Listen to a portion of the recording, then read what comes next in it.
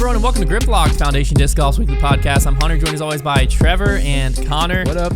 And boy, do we have a show today. So the OTB Open delivered on a bunch of different fronts. So we're going to go through what happened at the event and what was happening outside of the event in the legal space with Natalie Ryan's case and all the different updates that came from that. We'll jump into a little Trevor's trivia. And then we also have some Gannon sponsorship updates as well. So super exciting episode. And this episode is actually going to be brought to you sponsorship free, courtesy of foundationdiscs.com. So if you ever want to pick up some plastic, that's the place to do so. Let's go ahead and hop into, we're going to talk, I think the best way to handle this is we'll go OTB results, and then we'll go like kind of the storyline of events of what happened with the Natalie Ryan case going into the OTB. And then we'll talk the actual OTB Open storylines. Okay. Of the like final round, all that stuff. Trevor's trivia, Gannon.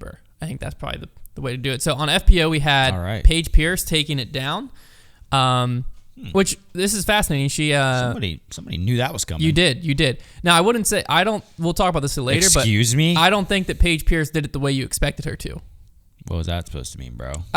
Your prediction was that her injury was going to make her play safer, and that was going to lead to her win.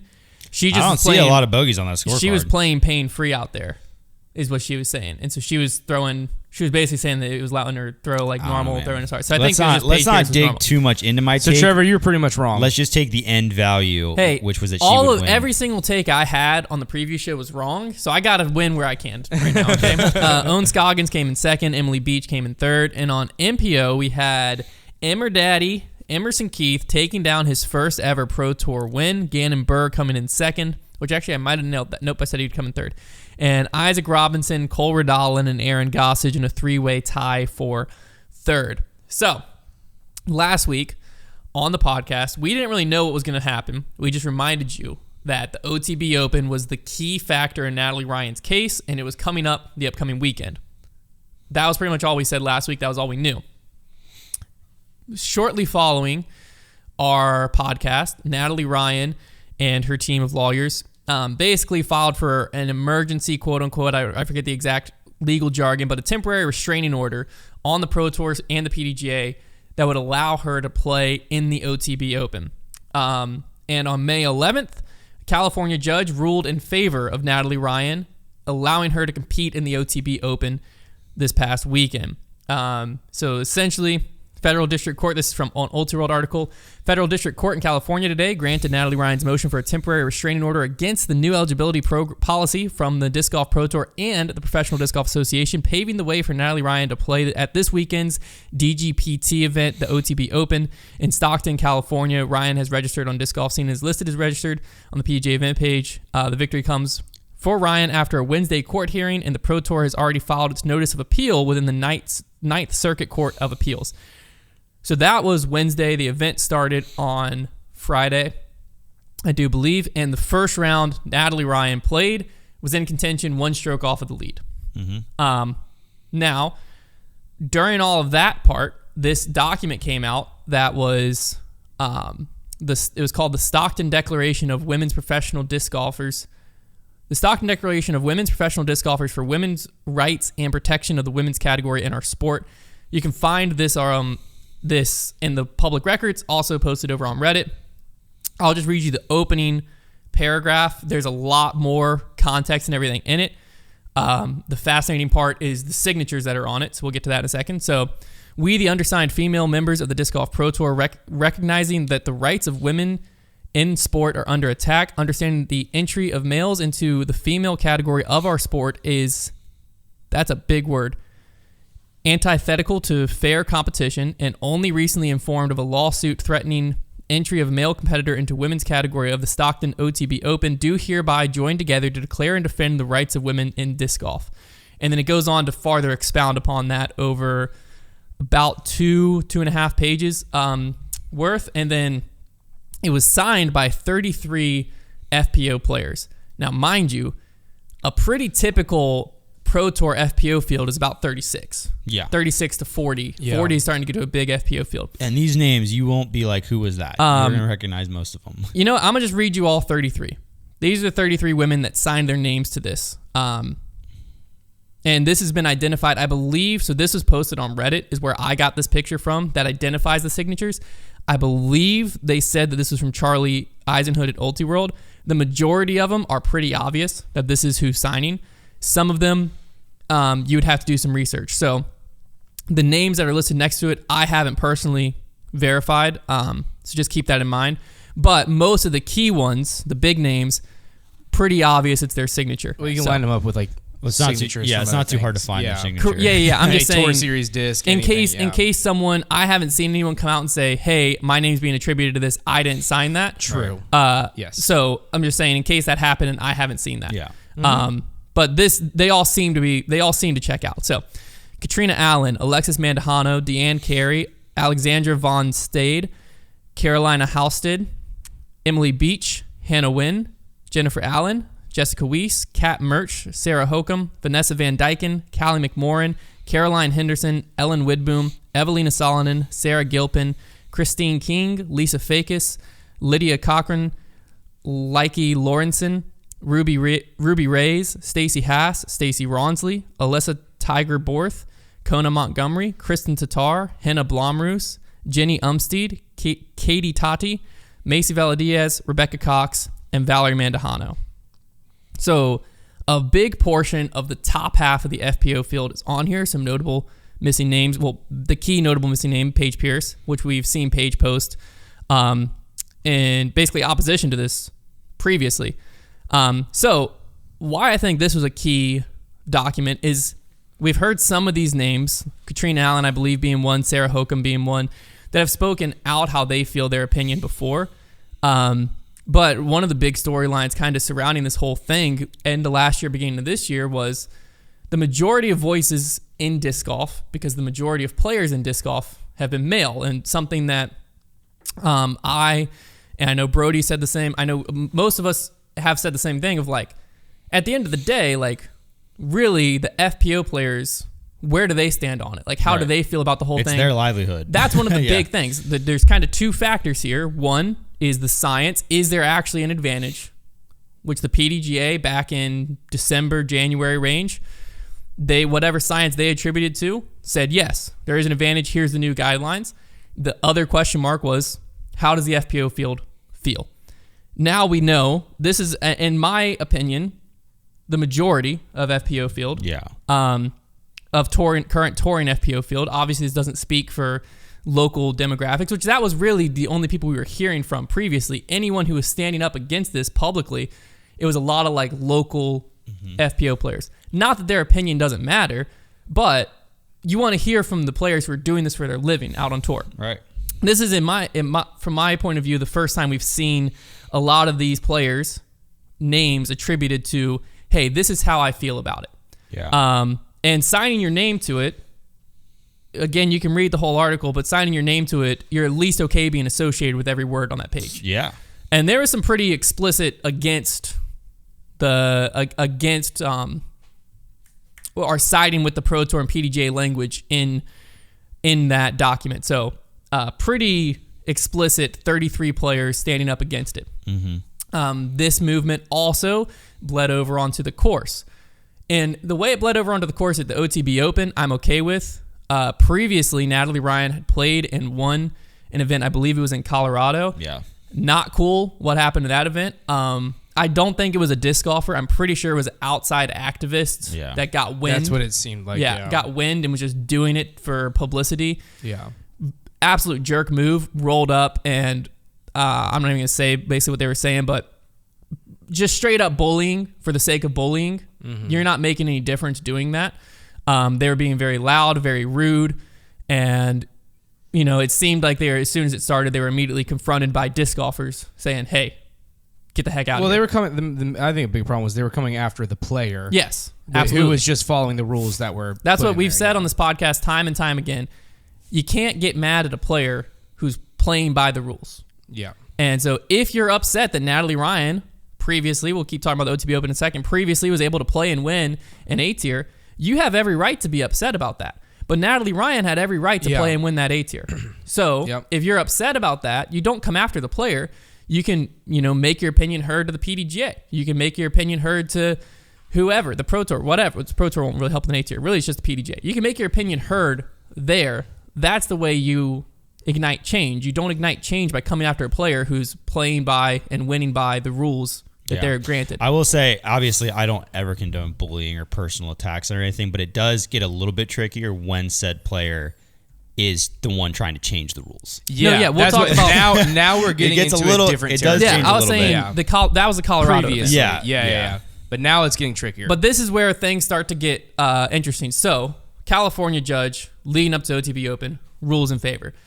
Then what happened on the course? We saw players who signed this document. I don't know how many. There wasn't much coverage of this other than the discgolf.law videos. He showed some pictures and stuff, which I really, if you want to understand a lot more. Thank goodness that guy was in Stockton. If you want to understand a lot more of the legal ins and outs of this case, I really suggest looking up, his name's Chris, right? Yeah, Chris. From discgolf.law. He has YouTube videos breaking all of this down. Great stuff. From a real lawyer. Yes, from a real lawyer. But he had pictures on the course where several FPO players showed up in pink and black, and that was their stance of like, hey, we're all in unity against this. And you also had crowd members carrying signs that just said 33 plus me. Right. See, like that, whichever side of the fence you're on, that by me, if that is a good way of like saying, hey, I support X, Y, or Z, you're not attacking anyone. You're just saying, here it is. Yeah. So that was cool. That was fine. So that happens. Natalie Ryan plays. Natalie Ryan's in contention. Then, as the Old World article had said, the PDGA and the Disc Golf Pro Tour filed for an appeal on Thursday's ruling. Now, this is where you kind of have to start getting some legal mumbo jumbo in as to like what they're exactly appealing. But in the Old World article, which is what I'll read, I'll just read. It's literally a paragraph and a half, so I'll just read this whole thing. Both the Disc Golf Pro Tour and the Professional Disc Golf Association have appealed to the Ninth Circuit Court of Appeals requesting an emergency stay, a pause, from yesterday's order that allows Natalie Ryan to play at the OTB Open, which teed off earlier today. The Pro Tour's briefs requesting an emergency stay focused on jurisdictional issues, and then there's a link to where it discussed farther, while the PDGA's brief defended their eligibility policy. As of writing, course filings indicate that Ryan's legal team has until 12 p.m. and 1 p.m. Pacific time, respectively, to respond. It is currently unknown whether the Ninth Circuit will issue any emergency or expedited ruling today or over the weekend, and if they did, how that would impact the events on the ground of the OTB. Both the Pro Tour and the PDGA have requested the Ninth Circuit make a ruling by 5 p.m. Pacific time on Friday, which they did. I think they ended up making it a little bit later, but around that time, the Pro Tour won on the appeal. Now, where this got a little confusing, I saw a lot of people get confused by this online. The Pro Tour won their appeal, the PDGA did not. Mm-hmm. Which, again, I was confused too. Thankfully, discgolf.law explained it because I saw people being like, well, if the PDGA lost their appeal, then the OTB Open has to lose PDGA sanctioning to continue. Yeah. Well, no, because the reason the PDGA lost their appeal was because the Pro Tour won the appeal. And essentially what it seemed like was the court, when it ruled on it, basically was under the assumption that and it's in the court documents, I don't know the exact wording, you'd have to look at it, but essentially was under the assumption that ruling in favor of the Pro Tour, which was the first appeal filed, the Pro Tour would act and remove Natalie Ryan from the event, which then voids the PDGA's needing for an appeal. So that was the reason the PDGA didn't win the appeal, was because in the court's eyes, by ruling with the first appeal, the Pro Tour, Natalie Ryan is no longer at the event, which then there's no reason for the PDGA's appeal. Right. It was like redundant at that point. Yeah, so it was basically redundant. And it was essentially, the Pro Tour put out the statement on the U.S. District Court ruling on the temporary restraining order, and I'll read that now because I think their wording in it explains it a little bit. So, the Disc Golf Pro Tour has received notice of an ex parte temporary restraining order filed in the U.S. District Court for the Eastern District of California on behalf of Natalie Ryan. This motion filed against the PDGA and the Pro Tour, which has now been granted by the court, will allow... this is the first one. My bad. I was like, this doesn't make any sense. I was like, what? Where is the second one? Oh, you're going to try to find Here's the something second on one. the Pro Tour website? Okay. Pro Tour statement. I just went to OTB World because that's the best way to find it back. The Pro Tour statement on the U.S. Court of Appeal 9th. Here we go. Yesterday, a temporary restraining order was issued by the U.S. District Court for Eastern District of California on behalf of Natalie Ryan. The order filed against the PDGA and the Disc Golf Pro Tour allowed Miss Ryan to compete in round 1 of the 2023 OTB Open in Stockton, California. Both the PDGA and the Disc Golf Pro Tour immediately appealed this ruling to the U.S. Court of Appeals. Disc Golf Pro Tour has now received notice that the appeal was successful in the Ninth Circuit and that the District Court's May 11th order has been stayed. This order restores the Pro Tour's ability to enforce its current policy on gender eligibility, and the Disc Golf Pro Tour will follow the court's ruling and enforce its gender eligibility policy, which will disallow Miss Ryan from continuing competition in the OTB Open. The Pro Tour remains committed to creating a safe and harassment-free environment, both on-site and online for competitors. Review our community guidelines. Please visit our webpage here. So, again, essentially, the Pro Tour was following the court's ruling and enforcing its gender. When I go gender eligibility, I just put them together and call it gender eligibility policy, which will disallow Miss Ryan from continuing. So that was like the key part, was basically the court's ruling was in the assumption that Natalie Ryan was going to be removed from the event, which then made the PDGA's appeal pointless. Mm-hmm. So that was why that was able to happen the way it was. So this was a fascinating 2 days because Natalie Ryan not only was competing, but was on chase card, 1 stroke off the lead, I believe. And then it wasn't even DNF'd, was just removed from the event. Yeah. So if people weren't keeping up, you just went on UDisc. One day there's a player in contention, next day the player's out of contention. This led to, obviously, backlash one way or the other, both ways, and a lot of just disgusting stuff on social media, which first off, I'll say, if you're on social media and you're getting depressed by what you're reading, no matter which side you're on, because there is a lot of hateful things being said both ways, close your phone down, get out on the course, and just talk to people, because you'll realize in person, now, part of it is probably masking where people aren't actually showing you how they truly feel, sure, whatever. But it's a lot easier to sit down and be hateful on Twitter and social media than it is in person. And that people, I think Paige Pierce, when she had her hot round, I believe it was round 2, took the moment to encourage everyone of like, hey, this isn't cool. This isn't the disc golf, she fell in love with, is how she put it. And there's a lot of truth behind that statement. Like, coming after people, whether it's Natalie Ryan or whether it's the people talking about Natalie Ryan or whether it's just random comments you're finding online, like, let's all be mature here and understand that everyone's fighting for what they believe is right. Okay, and you can express your opinion in a way, regardless of what your opinion is, in a way that doesn't tear down other people. You can express it in a way of, hey, these are my concerns. This is why I feel this way. And have a genuine conversation. The problem with social media is it doesn't really allow that conversation to happen because it's a comment, and that comment is immediately responded with like one line of hate. And that can make you feel like, man, this world sucks right now. I would just encourage you, go have some real conversations. Get, as Tyler, the Creator, put it, whoa, I believe it was, in much more explicit terms, if social media and cyberbullying is bothering you, close your eyes or shut down your phone. Mm-hmm. You know what? That's a pretty good way to look at it. Anywho. Well, like most of the time, taking out the people who are being radical with it, who are just for the sake of division are going after people. Everybody has like the same heart in the sense of they're caring for something. Yeah. They just believe they're doing it. They just believe the way to accomplish that is in different ways. Exactly. So just think about that whenever you're having a conversation with somebody who's believes the different thing from you on this specific topic. Is they have a heart for something, and it's a good heart for something. They just believe in a different way of accomplishing that goal. Yeah. Now, Natalie Ryan responded on Instagram to being removed, and when I screenshot it because I knew it was going to be deleted, because you're in the midst of a legal battle, you can't use a lot of language she was using. Yeah. She was getting fired up. But to be fair, this is definitely a very emotional. Oh, she just got pulled off a course moment. Yeah. So she posted, "The Disc Golf Pro Tour is removing me from the OTB Open. No matter where they go, I will fight them every step of the way. If you thought I was fighting hard before, just wait. They're going to burn with me." That was the post that was made. Again, when you're in the midst of a legal battle, not the best to use that. So obviously that got pulled down. And the new post that went up said, the Disc Golf Pro Tour and the PDGA are afraid of metaphor. So I've taken down my previous That post. doesn't make it better. A metaphorical threat is still a threat. It was But is what it is. Instead, I'm going to make sorry you got offended or whatever. That's like how yeah, the Disc Golf Pro Tour and PDGA are afraid of metaphor, so I've taken down my previous post. Instead, I'm going to make that post's message incredibly clear. My removal from the OTB Open was targeted, just as the new policy was. The Disc Golf Pro Tour is now enforcing rules that it has no place to.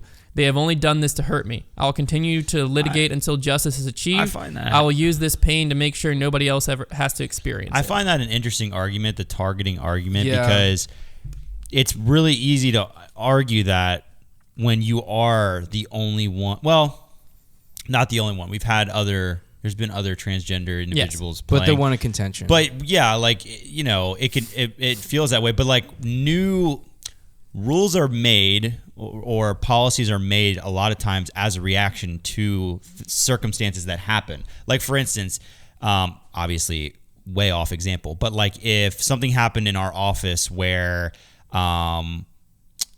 let's just say, just use me. No, I'm just saying, let's just say the air conditioning unit, anytime it got set above 75, it like malfunctioned, and we found that out. Well, now we're going to make a new rule. Don't do that. Like that, there's like rules are made reactionary. Obviously, that's a very off example, but it's the same like concept of like you make rules because of certain things that arise. I don't even know if that's necessarily like that's what happened here. Partly. The big thing that happened, I think, last year that led to this rule change was the IOC changed their stance. I mean, they went from the IOC's stance previously, the PDJ's always followed the IOC, and then over the last year, leading into the offseason, opened up, this is for individual sports to decide. Well, that's another circumstance that changed. Like that's what I'm saying. The ruling, like if you are part of the, you know, the new thing being like the new thing happening that is driving the creation of a rule, it's going to feel targeted. So like, and I don't know what kind of legal standing that has in court, because like that's like I think a big focus of. Well, but the other problem with the OTB side is, at least from my outside view, it's in California. Well, Natalie Ryan acted first, coming after the PDGA and Pro Tour's rule. Yeah.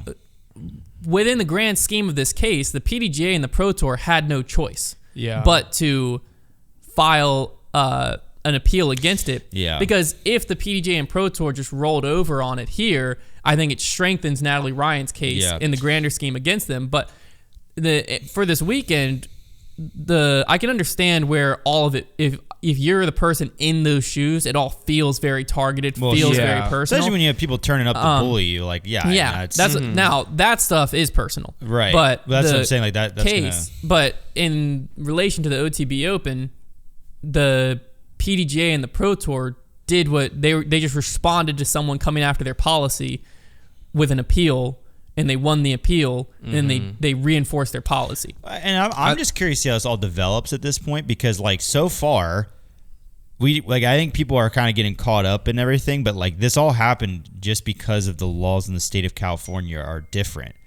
In the state of California, a transgender woman has like very clear rights under their discrimination laws as a protected class. Yeah. Those laws don't exist in other states to my knowledge. So like, you know, the Pro Tour, if they want to save themselves this, they will just not schedule another Pro Tour in California next year. That is a possible implication. So, but like, and at that point, where does this go? Like it, cause like Natalie Ryan seems to feel like there's a case still and like there's more to come, but this kind of so where does it go next? Like I don't really understand that. I'd like to add in on the like the problem with the vocabulary. I know this is going back a second, but the problem with the vocabulary of like targeting is that that's assuming that it's because of a personal issue with Natalie Ryan. And that's like, so that's like what Natalie Ryan is assuming there by saying targeting, is that the issue there and the reason why all the rules are coming out is because they have a personal issue with Natalie Ryan. And I think that that's just, I think that's very poor use of words, because it's very obviously not an issue with a person. It's them trying to navigate this new thing in a sport. Yeah, like I think I think that it's just interesting that Natalie Ryan would use that those words because it's very obviously not against Natalie Ryan as a person. Well, but again, you can see where I could see how they would feel like that. Exactly. If you're in Natalie Ryan's shoes, yeah. you can see where it feels very personal. It feels like a you versus the world situation. Before Natalie Ryan won and was in contention regularly, there's a very easy argument to make that like if Natalie Ryan wasn't in contention regularly and hadn't won, these conversations might not have happened at the same time. Yeah. Now, that doesn't mean, at least from my point of view, that doesn't necessarily mean that these are targeted. I think it's Natalie Ryan's success on the course caused conversations that needed to be had to happen. Yeah. To address, as you were saying, the broader, is there an issue here or not necessarily specifically targeted at a singular person. Yeah. But yeah, that when I saw that Instagram post, the first one go up, I read it, and you could definitely tell it was just a heat of the moment, passionate post, which is not ideal when you're in a legal battle. Right. When you're at the end of the day, what this legal battle has been is, it's competition. It's like, we got you, we won, and then no, we won, we got and when it becomes that, like, especially when it's so back and forth and like we get the last laugh, hard not to get, if I were wrapped up in that, it would be very hard not to get like super heated. At the end of the day, like it is a legal battle, and like you have to. And I think people are looking at it as like such a personal thing, which is why there's so much emotion involved in it. But like you have to look at what is the purpose of a law? Well, in this country, the purpose of a law is to keep somebody else from infringing on another person's like country rights. And so the question to ask in this specific situation, I'm not showing any bias towards either one. This is the purpose of a law is to keep from somebody's individual rights and freedoms to be infringed on. So in this case, the women that are participating in FPO, in professional disc golf, they are playing in that. While if it's like through science is discovered that there is an advantage for a transgender woman to compete against other women, there is a scientific advantage there, then that person is the one making the decision to do that. Therefore, that is supposedly, if the science shows that there's an advantage, infringing on the other people's rights because they didn't make the decision for that to happen. They didn't have the decision. And so that's where I think it's really important that they are looking into the science of it. And it seems that they have decided that through the science that it is giving the advantage. And so it's so interesting how the legal side of it is involved in it. I still think it feels people versus people, when like really the core of this whole thing is there an advantage or not? The Pro Tour said yes. And because like even like I'm confused, I'll be interested to see like what if another complaint is filed and another suit starts, which I'm probably there will be. Well, this suit isn't over, from my understanding. No, but like this one only pertained to California. Yes, I believe so. So yeah, like that was like part the whole thing. So like if regardless of how that even works, if there's a larger suit that has to do with other states, like is the suit just going to be based on discrimination, or because like can you claim discrimination if the Pro Tour / PDGA has rights to make a protected class based on their evidence? Like I have no idea like what direction it'll go. I mean, still, in my opinion, as a non-lawyer and understanding very, very little about law, and this is too blatantly obvious that surely if my opinion was right, it would have already been used. From the outside looking in, the most obvious case Natalie Ryan has, from my perspective, is that there's two different rule standards. Yeah. Where there's a rule standard for the Pro Tour and Elite Series and Majors, and there's a rule standard for A tiers. I think that was the biggest mistake that they doesn't made, make any sense to me. That's where the targeting thing comes from. Because like now it becomes a little more like, it looks like targeting, in my opinion, if you have two different sets of rules. If you believe in a standard now, the for Pro competition, Tour, though, why do you say, but it only matters once you get to this level? That's all the PDGA, though. Right. The Pro Tours, their hands are clean from that because the Pro Tour isn't involved in that decision. The Pro Tour is just enforcing. That would be the interesting thing. Is and just saying, hey, we're adopting what the PDGA has laid out. What if the Elite Series what if the one. PDGA were to get crushed, but the Pro Tour gets out, they're scotch-free, and then that's what like causes the Pro Tour to have to move away from the PDGA. Or like, I don't know. This is not the last we've seen of this, and probably won't ever. But like as you said earlier, and we said this earlier in the year, I believe. And it's a question. I think I think that Natalie Ryan's legal team, this was a very smart use of time where they knew if they do this legal move too early, the Pro Tour could just move the event. So they needed to wait till the 11th hour, the final minute, to throw in this temporary restraining order so that the Pro Tour wouldn't have time to react. Now, whatever the Pro Tour's jurisdictional or whatever it was claim, I forget what they used. Part of it was the Pro Tour said, was it coming after the emergency side? Because they're basically saying they created this emergency themselves. They've had this event's been on the schedule for months and months, and they just now put it into motion. Again, I think it was a legal battle where Natalie Ryan's team knew if we put it into motion, felt like an ambush. And we put it into motion back in February, the Pro Tour can just move the event for X, Y, or Z reason. But it does bring into question the future of California Pro Tour events. Yeah. Because again, from the outside looking in, from what I understand, this case only holds ground in California right now. It seems that way, yeah. There might be some other states that have similar laws, but this is the event that everything's focused on and centered on. And we're about to talk about the event, so it'd be a shame if what I'm about to say is true. But if you're the Pro Tour, you could look at it and be like, hey, we're throwing a lot of money at fighting this. We're doing a lot of stuff. We change our schedule each and every year. We can very easily move this event for X, Y, or Z reason and have one event is all that's in California. We could easily move this to Arizona, Utah, wherever. Utah, yeah. Again, I don't know the laws of those states. We could very easily move it, and this legal case has no grounds anymore because the Pro Tour isn't in California anymore. Yeah. And that would be a shame for Californian disc golf. In this course, I think watching it this weekend, I kind of fell in love with it a bit. It played very, very well. So it would be a shame to lose this event, but that could be the Pro Tour's easiest way out. It'll be fascinating whenever that schedule, if nothing like progresses, it'll be interesting to see what that schedule drop looks like. See if there's any dotted lines heading to California or not. Yeah. Very, very fascinating stuff. All right. So that was hopefully you're all caught up to date now, because that was a very eventful first few days of the OTB Open. And surely if you're involved enough in disc golf to be listening to a disc golf podcast, you probably knew most of what I just said anyways, but fascinating stuff. So let's talk FPO on the course. Paige Pierce takes it down. This course, when we were talking on the preview show, they said it on the coverage multiple times, longest course on tour, for the year. A lot of it, I think, when you're looking at it objectively, you're taking yourself out of the course. You're just looking at the event.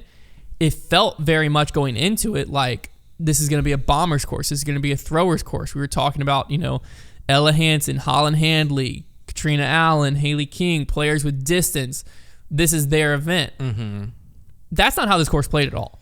Well, I mean, in fairness, that's how it played last year. Like that wasn't like an unfounded thing. I think the wind being up, in particular that last round, had a lot to do with it. But I mean, I don't know how FPO played out last year, but last year AB, there was a lot of Simon, FPO changes. Well, something I noticed whenever, while editing Brody's practice round for it, is that all the holes were really long, but almost all the tee shots, at least on the front nine, were pinched, and you couldn't bomb a shot out. No, there. That's why Brody was throwing a roller off of almost every tee. The ceilings were low, which is kind of what that's why I thought longer throwers have an advantage in those, because they don't have to throw big flexing lines to get distance. They can just power down hallways. Yeah. I think that though this year, for whatever reason, I think the wind had a lot to do with it. Especially in that last round, there was a good bit of wind, and you saw some of the throwers had good rounds in this tournament. Pretty much all of the one, AB.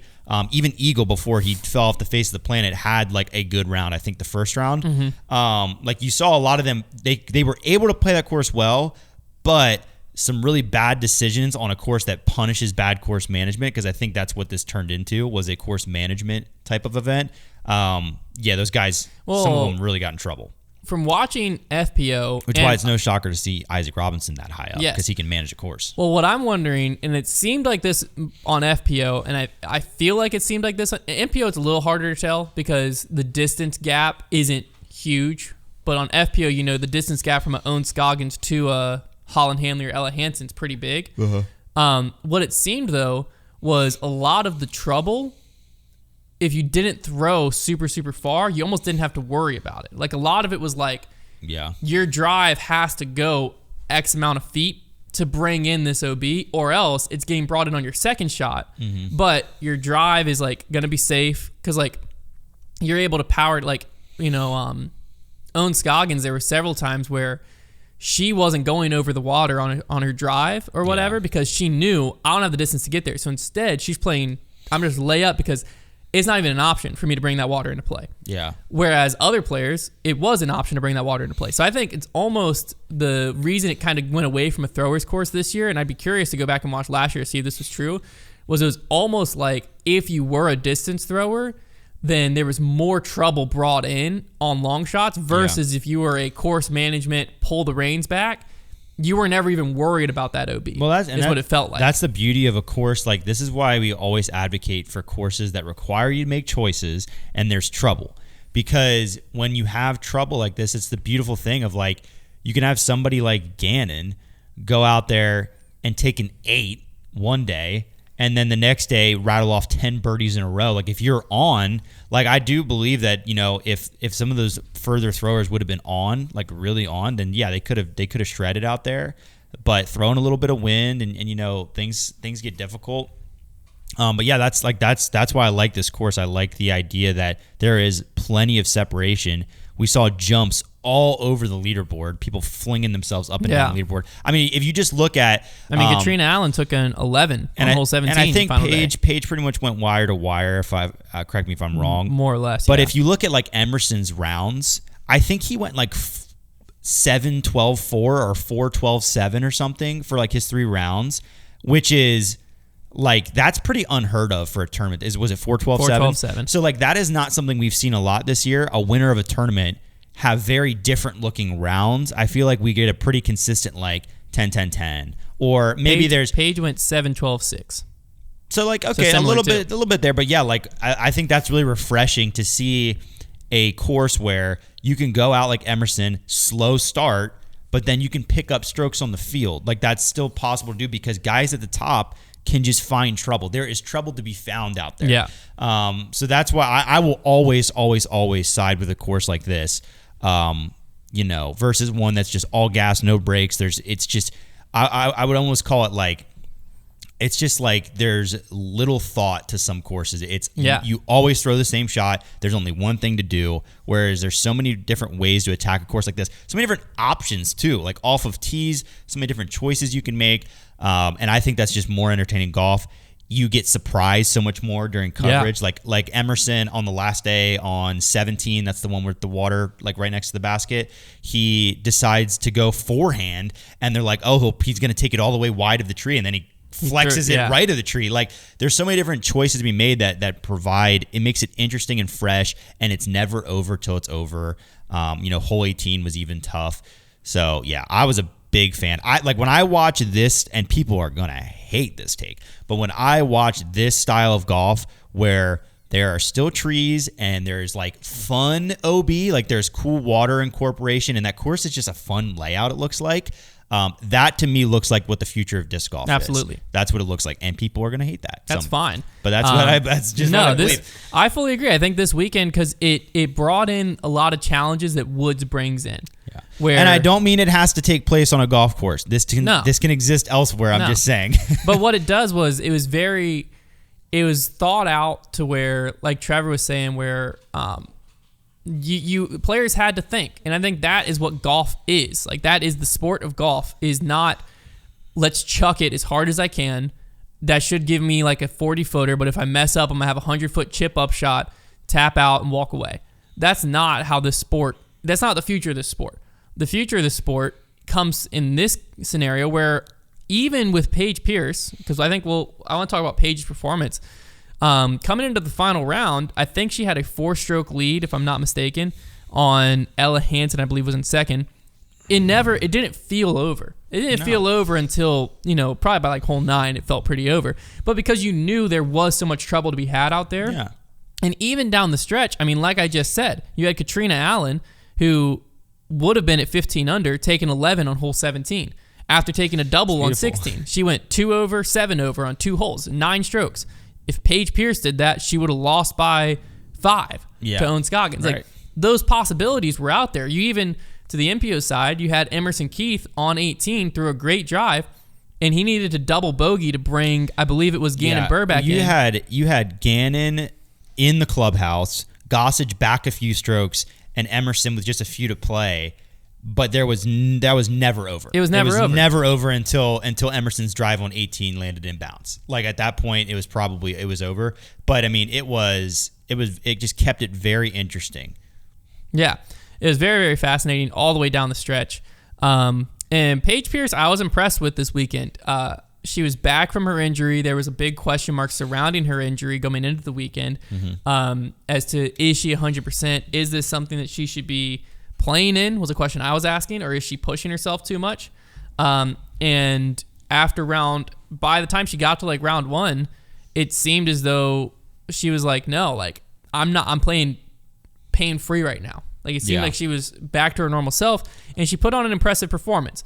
It wasn't impressive enough to just put the stamp of she was winning no matter who was there. Yeah, I was going to say, I don't think it was quite enough to say, oh, she would have beat Kristen even if she was there. It wasn't quite that good. It probably would have been close. But it was good enough that this was a little bit different than the Paige we've seen over the past several weeks, and she now has 2 Pro Tour wins to her name this year. Yeah. Open it off in here. It's like, it's already now, it's becoming like we say with Paige, where it's like, yeah, she might mess around all over the place, but at the end of the day, she'll probably win a major, and she's going to win a few Pro Tours, and she'll have one of the best seasons of anybody. It is so funny. Like I still don't pull up her stats. What did she do really well?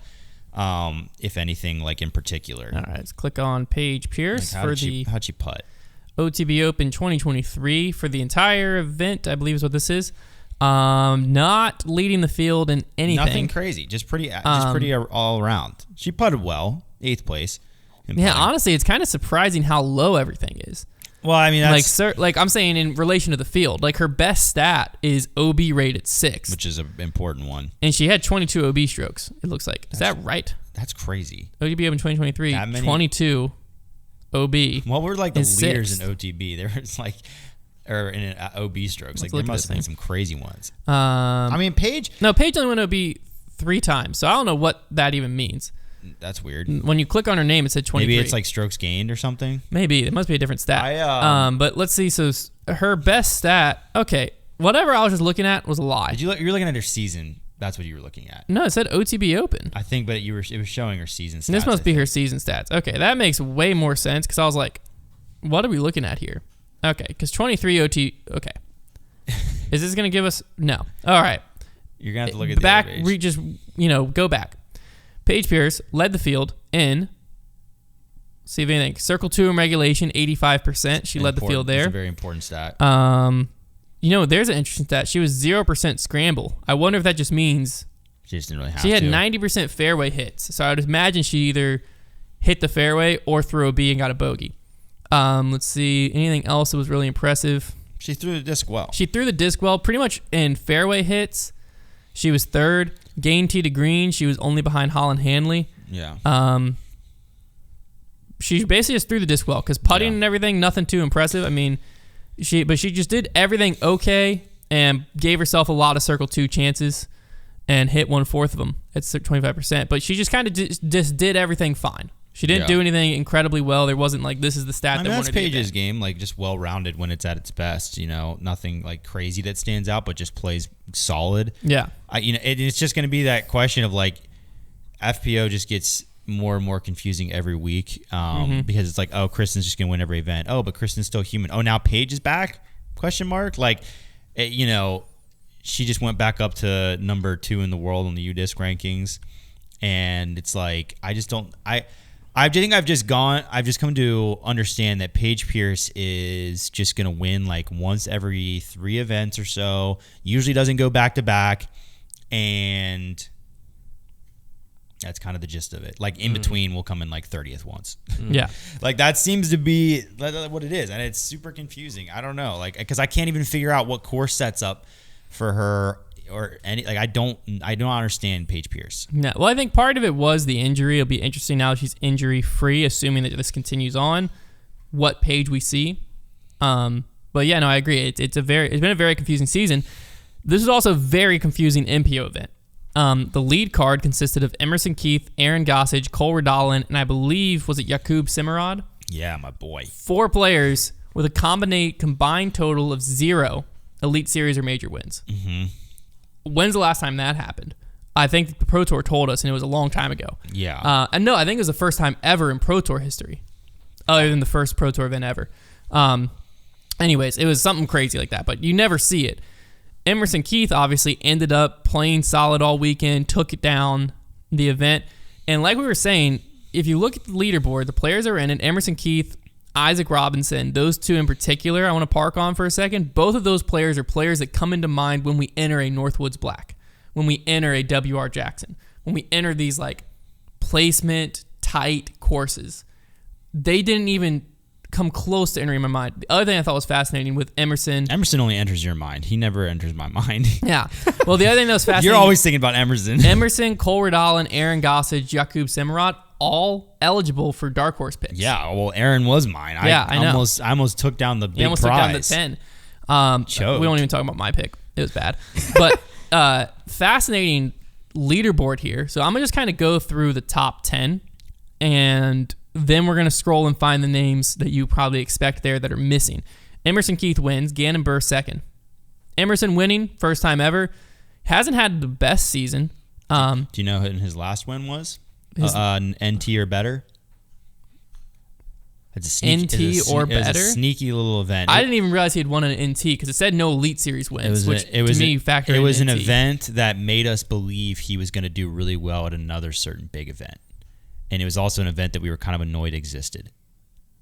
It was in 2021. 2021, we were annoyed it existed. We were annoyed that the event existed. We were like, why would they do this? And it was the week before another really big event that we were like, oh, wow, now this Oh, was it like something the week before Worlds? Yeah. Don't you remember what they did that year? No. It was at the Fort that year. Oh, he won that A tier. That was an A tier. It was an NT. No. Yeah, or the Utah Open when Ricky played it. It was before I think Worlds. It was listed as an NT. NT. No, it was an A tier. Was it was just an an A tier. I was gonna say he's never won an MT. I thought that the logo that they put on it. It was still the Utah Open, but they pulled it from the NT because Worlds was there that year. Oh, really? Career wins. I could have sworn when I was looking on the UDisc thing, the logo said National Tour. No, yeah, he's only ever won A tiers prior to this. Go to the Utah UDisc Open right there, 2021 B/A tier. Go to the Utah or the UDisc. Yeah, he's never won an NT. I was gonna say. All right, we get it. Go to the UDisc thing. I want to see what it looks like. What do you mean UDisc thing? Go to like his season from that year because I could have sworn maybe it just said PDGA. I thought it said National Tour. That's why I was confused. 2021. Well, that was the last thing of relevance he won then. Yeah, it's not even on here. Go, just click on the season and scroll down. It was on there. It just has a PGA logo. See, under they would say Major or National Tour. Well, it's just a go. PGA logo. Why was it on the UDisc schedule at all?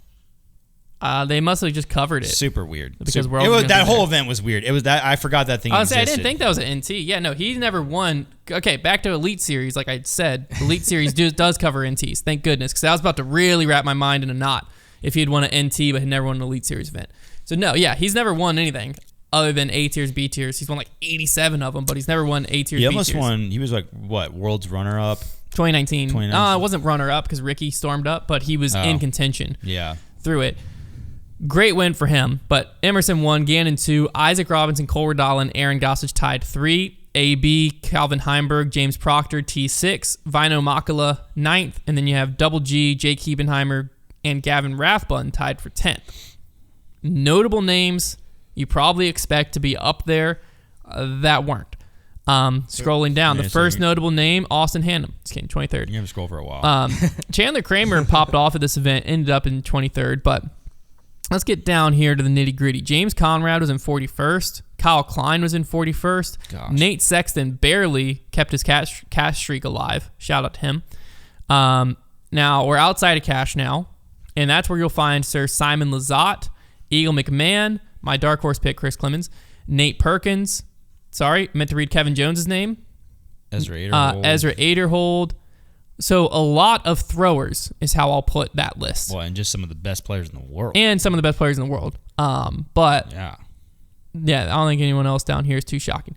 But a lot of like Simon, Eagle, I think were two of the favorites.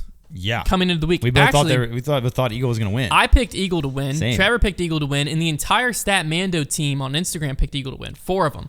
Too many people picked him to win. He was feeling there the was pressure. too many cooks in the kitchen, man. No, but four people who pay attention to disc golf a lot more than your average person thought Eagle McMahon's about to win this because it smelt like an Eagle win coming in. It sure did. He has been playing like kind of iffy, still coming in second. This course I thought lined up really well for him. Everything felt right for an Eagle McMahon win. 55th place. Well, let's break it down. What did he do? What did he do bad? He didn't play good disc golf. What the heck is that? Who was that? I don't know. Okay, well, let's just go over to player stats here then. I wonder. And Simon Lizotte won this event last year. Yeah. Now, I did on the preview show call this could be a shaky weekend for Simon because... You still put him in your top 3, though. No, I didn't. I omitted him. I went Eagle McMahon, Gannon Burr, Calvin Heimberg. That's right. I don't know how I flipped them, but that was my top 3. Let's go over. So Eagle maybe I did put McMahon. him in mine. Hope not. You know what? I don't know. Why can't I look at... I think I did put Simon in my top 3. I'm literally... I was just gaslighting. I think you did. I think I went Eagle, Simon, AB. I thought you used to be able to click on a player and it just pop up their tournament stats. I don't know what's going on with the UDisc. No, today. okay, it is working for him. Okay. It just didn't work for Paige. Okay. Dang, so we're he in. just stunk at everything. So yeah, so the He only didn't thing throw that well, he didn't putt well. the only bright thing is he was 3rd in scramble percentage, but on a course like this, that's not actually a good stat because that means you're scrambling a lot. Yeah. And he was 10th in parked. Those were the bright spots on a very gloomy weekend. He was 72nd in fairway hits. That's really That's probably the most important stat for the weekend, I would say. Fairway hits. Yeah. He was 56th in OB rate, going OB 8 times. Well, that'll do it. 43rd in circle 1 putting, 103rd in circle 2 putting, and his birdie percentage was 52nd at only 30%. Yeah, it's just bad. It was bad. His first round, so round 1 he shot 3 under, round 2 he shot 3 under. He was never in it. Round 1 3 under, round 2 3 under, round 3 even. What was hot after round 1? Isaac shot 10. Because I remember after round 1 being like, okay, 10 like, under. or maybe I was looking like partway through round 1. I was like, okay, Eagle is like somewhat there. I mean, Emerson shot 4 round 1 and he ended up winning. Yeah.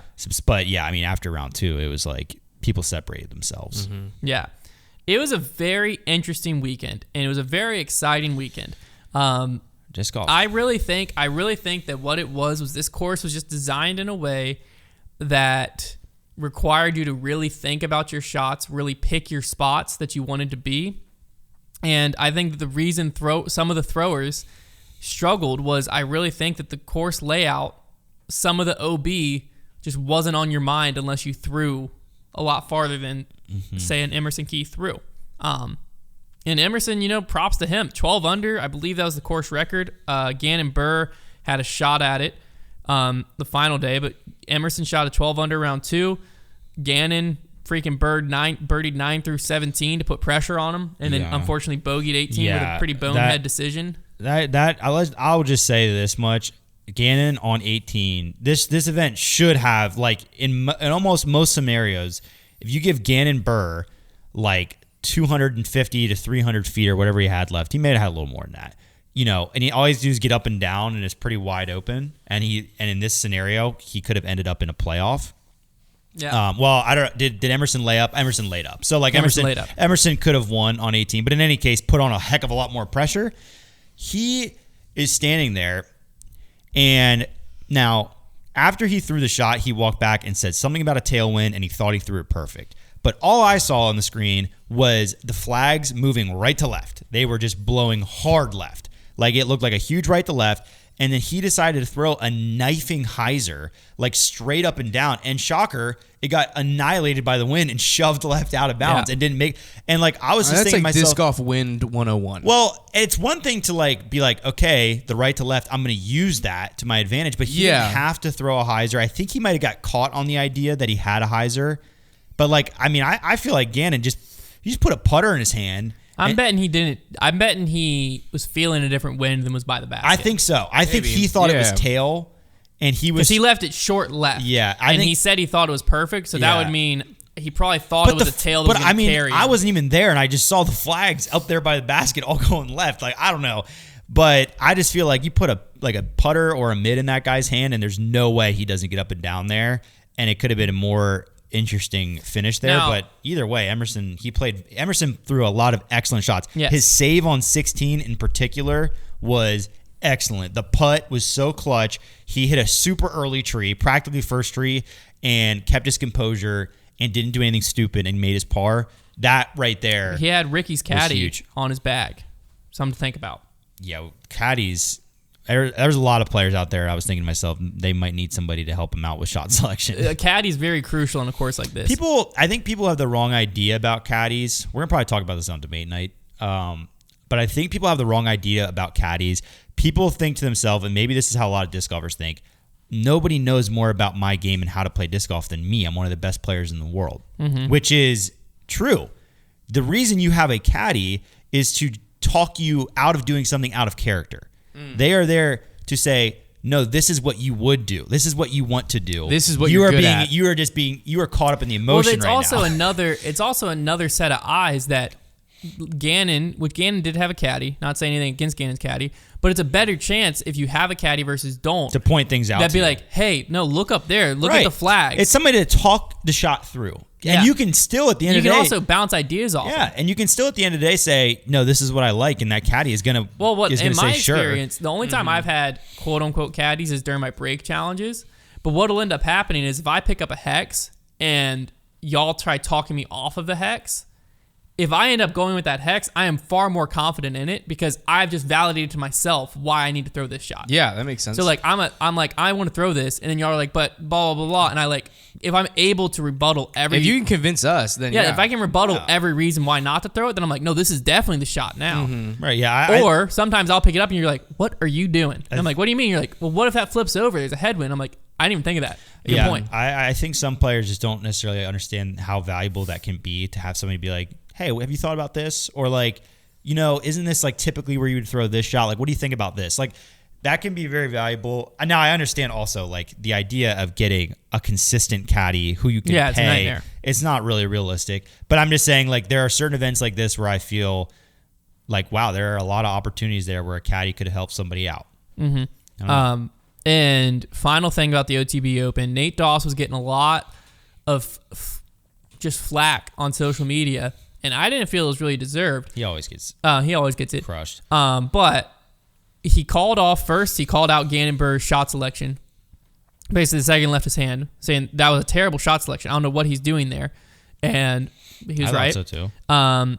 Secondly, he said something that I think goes against what I envisioned Doss's view of how to play disc golf down the stretch, which was, I think it was actually in round 2, but there was a certain putt, I believe it was Aaron Gossage, but I'm not sure the exact player. They had an opportunity to lay up a putt, and they ran it and hit it in the heart of the chains. And Nate Doss was like, I absolutely love that. You see what this player, I think it was Gossage, but he said, you see what he just did is he just grabbed the bulls by the horns and said, no, I'm taking control of my own tournament. I'm in control of my own destiny. It's usually not how he... And he's like, and that's what it takes to win these things nowadays. You have to take control of your own game. And I was like, yes, Nate. Yes. And so I now have a tattoo that says Nate Doss. I'm just kidding. Yeah. But no, like he was saying it. I'm like, lower back. I was like, yeah, it's a tramp stamp. I was like, that is it. Like that, he nailed it. Like, yeah, to win these things, you got to put your pedal to the metal. You got to grab the bull by the horns. You got to look at it and say, I ain't scared of you, bull. Yeah. And you got to win. Come on, That's bull. what you got to say. Come on, bull. No bull, man. Yeah. No bull. All We should start bull. a brand called No Bull. I think it's Yeah, called that doesn't all bull. exist. What if we like made training clothes with it? And like there was just like, okay. And we like get picked up in CrossFit. We were about to give an ad read on the honestly. No Ad Read podcast. All right. It's time now that we're an hour into this bad mamma jamma I forgot I throw it even over have to a trivia. Trevor's man. trivia. Trivia With Trevor. So a few weeks ago, Yes. we had a pretty notorious game where we did like a higher lower thing, and Hunter came after me because he thought his question was too hard. So we're gonna play a similar version of that game, but this time I'm gonna stay out of it. Basically, the way this is going to work is I didn't think my question was too hard. I think that my question was portrayed as easier than it was. That could be argued. All right. We'll see you in the court of law. The way this game is going to work. Trevor's got a good lawyer, dude. I'd look out. Yeah. Nah, Pete's with me. You're not barred in a state. we're going to Or any Texas. state. The way this game is going to work is I've got the MPO world rankings on UDisc. And I will start by naming just a player. And then, Hunter, your goal is to name a player that you think is going to throw Konner off the scent. And then Konner has to guess higher or lower and get it correct. And then Konner will do the same to you with like another player chaining off of that one. So your goal is going. I'm gonna need you to just kind of explain that Okay, one so more time.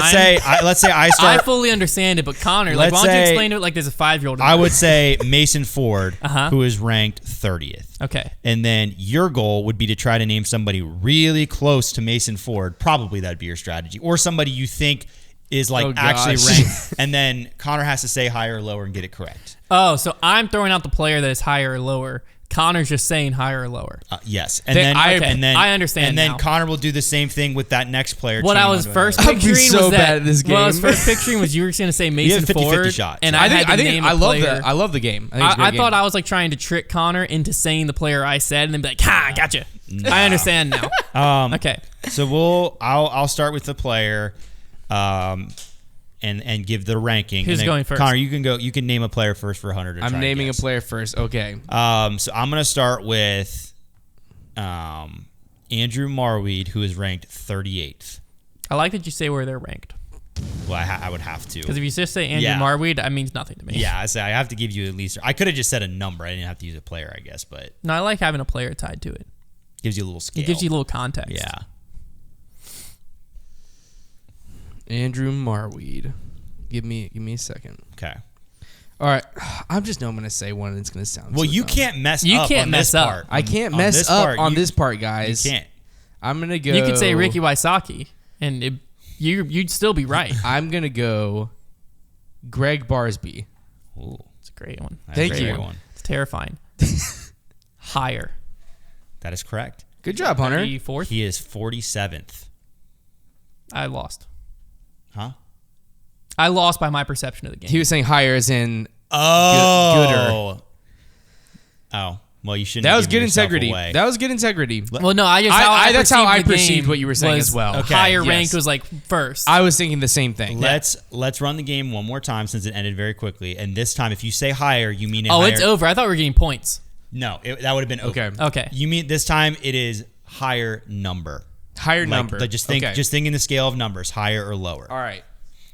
We will continue where we were. Greg Barsby 47. Hunter, you give one to Konner now. What is Konner and I are on a team? No. You name a player that he now has to guess higher or lower. I thought the game. Okay. You're not on a team. Okay. You're not on a team. You are going against each other. Okay. Greg Get- Barsby. yeah. Get me, Big Hunt. We'll say that Connor's up 1-0. We'll make it best 2 out of 3. Come and get me, Hunter. Yakub Semerad. Wait, who'd you get? Greg Barsby? Yeah, at 47. Yakub is a lower number. I'm trying to say that as clearly as I can.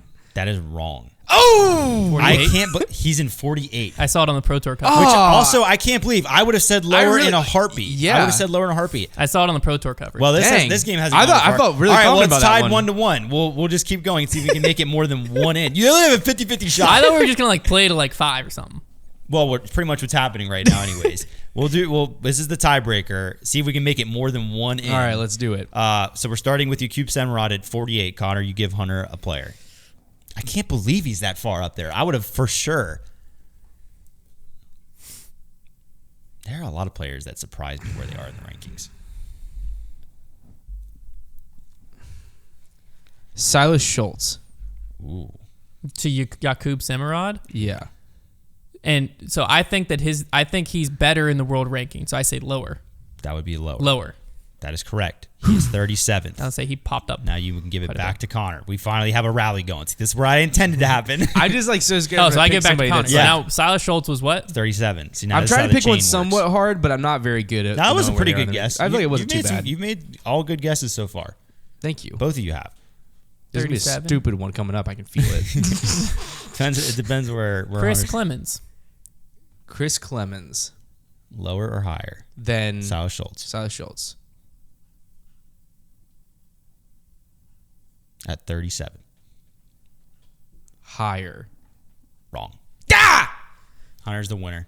35. Boogers. Really? You thought Clemens was going to be worse than Sauer Schultz? I just haven't heard his name in a while. Well, that is just kind of how he works. But Yeah. he chills in like the top 30. Well, that's the thing. I haven't heard his name in a while, and I have heard Sauer Schultz's name in a while. But Yeah. that's because Sauer Schultz is present on social media. Fair enough. So hey, interesting thing to take away. If you're present on social media, I assume you're better than you are. Zach Melton. People don't really assume that about us, but that's because what our media portrays. Well, yeah. Would it be interesting if this whole time we had made our whole channel? It feels more, like, the more kind of relevant you are, towards us being good. Like if that was like if we edited all of our videos to make us look good. well, that'd be the only option. That would have to be part of it. Yeah. How good would people think we are? We'd have to delete our PDG. Well, I think the only profiles. thing is that like if your whole channel was based off of you being good, then it'd be like, well, why aren't you on the tour? Good point. And then you get found We out. could have real made- we easily. could And make there are people who have channels where it's like, this is how good I am. These are the good scores I'm scoring. And like, well, if you're scoring the scores, why aren't you on the pro tour? It's true. It's true. I'm calling you. I'm just kidding. Final update here to wrap up the show. Gannon Burr, it was announced basically, I think, an hour or two post Grip Locked. Typical. That Gannon Burr is to. What do you think will get announced today? Who knows? Should we all make predictions? That should be the end of every Grip Locked if there's like news that's being circulated. So you go ahead with this and then we'll get into that. Gannon Burr to finish out Prodigy contract. Lawsuit is dropped. So the legal saga has come to a close. We actually got a notice of this, but it was a little too late for Grip Locked, I believe. From Prodigy. From Prodigy. Shout out to them. Yeah. Shout out, Also, shout out to Prodigy. They sent me a box of goodies.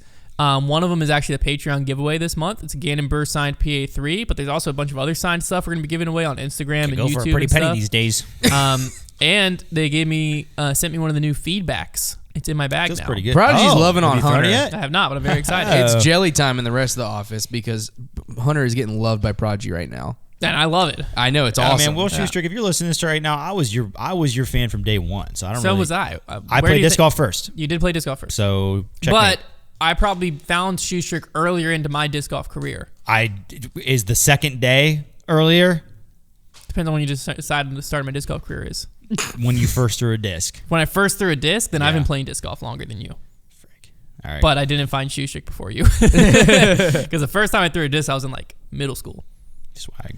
Anywho, 75 days after filing a lawsuit against Gannon Burr, Prodigy Disc has dropped its legal action against its sponsored star. Burr will remain under contract with Prodigy through the end of 2023. Prodigy Disc has reached a resolution with Gannon Burr and has dismissed all legal actions previously filed, said Prodigy CEO Mark Anderson in a statement to Ultra World Disc Golf. We are continuing to fully support Gannon's rise to elite status in the sport of disc golf as we have for the past 6 years. Prodigy is committed to Gannon's professional and personal development, and we are thrilled to cheer him on for a 7th season of wearing and throwing the Prodigy star. He is an important part of our core team. We have some exciting collaborative products and merchandise coming out this weekend. Apparently this past weekend to support him as we celebrate 10 years as an innovative brand. Here's my prediction. Hit him with it. I've got two. Number one, this doesn't surprise me. I think that this was the most likely outcome for this season. Now, what could a resolution be between Prodigy and Gannon? Because like even with the lawsuit having not been dropped previously, like things had kind of simmered down a bit. Here's my prediction. My prediction is Gannon will be allowed to enter free agency essentially after the season. But I bet that the resolution is that Prodigy now has the right to match any offer he's given. Maybe. Which they might not be able to, but interesting. I would bet if I were Prodigy... All my eggs are in the basket that 2024 Gannon Burr is still Team Prodigy. How he gets there is up to you to decide. But butter my butt and call me a biscuit. I think he's with them. I don't think that's the case. Do you think he's deucing out? I think they would have extended him. I think that would have been a pretty nice way to end the legal saga. Would just be we're extending him. We've prepared our relationship. The fact that they're just like they're using that verbiage to the end of the year, you know, like it seems They're like just continuing out his contract. And I think that throughout this, I think their number one focus is let's make Gannon Burr as happy as possible throughout this year. And I think it's going to work. yeah. I think at the end of the year, Gannon Burr is going to be like I said, just chipper, and he's going to love his bag. He's going to be back in love with everything he fell in love with the Prodigy, Well, and he's going to continue on with them. but that's what I think. the problem with that theory is that Prodigy has to pony up and pay the man because I Well, said, this is the same conversation we had previously. I don't think they had to pay him if he's in love with the brand. I don't think they had to pay him as much as other yeah, you brands. said he would cut $300,000 off of $1 million contract. And everybody in the comments called you a crazy person. That's fine. Because you are for saying that. Off of $1 million contract, he wouldn't call it $300,000 off a $500,000 contract. It's two different things. He would take $700K over $1 million. If he's fully in love with Prodigy versus... I want you to keep saying that on I will, podcast. yeah. Because if $300,000 in the scale of $1 million, plastic. If he's fully in love with the brand and they're promising him a lot of stuff outside of it, that is ludicrous. That's the craziest thing you've ever said on the channel. that's fine. That's okay. You don't have to agree with me. $300,000. I'm just saying. I think like I could see if Prodigy offered him $700,000 a year and he liked the terms of the contract a little more, and what terms? Lone Star offered him $1 million a year, and he's like, I'm not really a big fan of their plastic. I know I can win. Dang, I know I can build it. Boom. Stays with Prodigy. Well, let me just go and cover all of our butts, for predicting things that might happen after this episode. If drops. it's guaranteed money, though, what the heck does he care about? Like, what does he care about what the plastic is? He has to still be in a position. He's a young player. He has to be in position to still sign another contract after his contract's over. I mean, if he goes to a brand and his game tanks, what's he worth at the end of that contract? That $300,000 could save him millions. But I mean, the idea that he would cut $300,000 like that. The idea that he would get two offers, one would be for $1 million and one would be for $700K, and he would take the $700K. There's a lot of like, if those just came to him immediately at the same time, and he just looked at them, I'm sure he's taking the $1 million. There's a lot of extra things that have gone on to get to my scenario, but I stand by it. I think that like the company that he would be taking the cut for sued him. Not anymore. I mean, all right, Konner. You can try to make me crazy. It is crazy. That's fine. It's easy to be crazy in a world that's boring. You know what I mean? Yeah, dude. There's nothing boring in disc golf right now. All right, were you doing the prediction thing? I'm just saying my prediction. Just you guys. I feel you guys both said kind of different points. I'm gonna go even a little more different. All right. I predict that either he attempts to or he does. Gannon's gonna breach his contract in some other way, and there's gonna be more legal stuff that comes out. Yeah, after this. No, podcast I bet Natalie Ryan's team files another complaint in like an hour, like another legal filing. That makes sense.